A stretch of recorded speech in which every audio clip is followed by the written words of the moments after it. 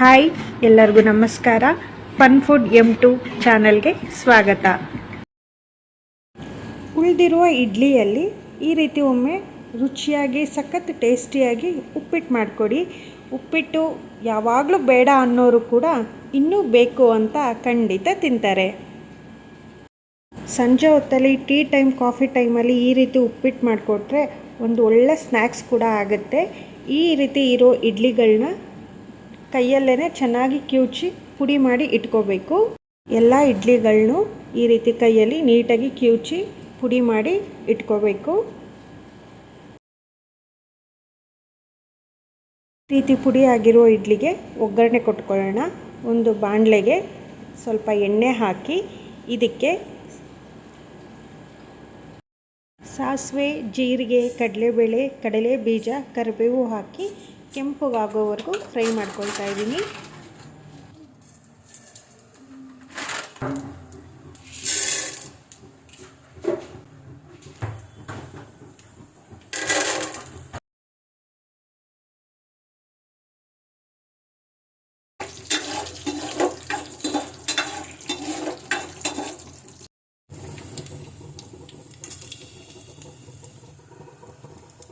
ಇದ್ರ ಜೊತೆಲಿ ಒಂದೆರಡು ಹಸಿಮೆಣಸಿನ್ಕಾಯಿ, ಸ್ವಲ್ಪ ಈರುಳ್ಳಿ, ಟೊಮೆಟೊ ಕೂಡ ಸೇರಿಸ್ತಾ ಇದ್ದೀನಿ. ಇಷ್ಟನ್ನು ಸಾಫ್ಟ್ ಆಗೋವರೆಗೂ ಫ್ರೈ ಮಾಡ್ಕೋಬೇಕು. ಈ ಫೋನ್ ಸರಿ ಇಲ್ಲ.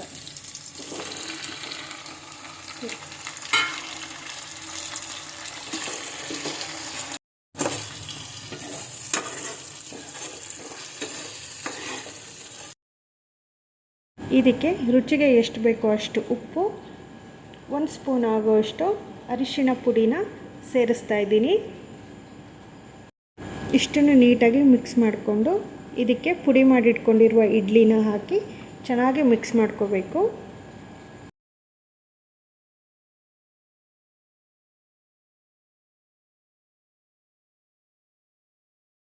ಇಡ್ಲಿ ಮತ್ತು ಅದು ಗೊಜ್ಜು ಏನಿದೆ ಅಷ್ಟನ್ನು ನೀಟಾಗಿ ಮಿಕ್ಸ್ ಮಾಡಿಕೊಂಡು ಮೇಲೆ ಸ್ವಲ್ಪ ಕೊತ್ತಂಬರಿ ಸೊಪ್ಪನ್ನು ಉದುರಿಸಿದ್ರೆ ಇಡ್ಲಿ ಉಪ್ಪಿಟ್ಟು ರೆಡಿಯಾಗುತ್ತೆ.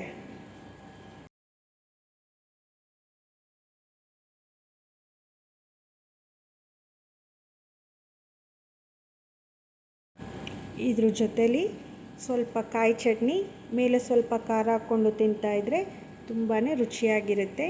ಈ ವಿಡಿಯೋ ನಿಮಗೆ ಇಷ್ಟವಾದಲ್ಲಿ ದಯವಿಟ್ಟು ಲೈಕ್ ಮಾಡಿ, ಕಮೆಂಟ್ ಮಾಡಿ, ಶೇರ್ ಮಾಡಿ, ಸಬ್ಸ್ಕ್ರೈಬ್ ಮಾಡೋದನ್ನು ಮಾತ್ರ ಮರಿಬೇಡಿ.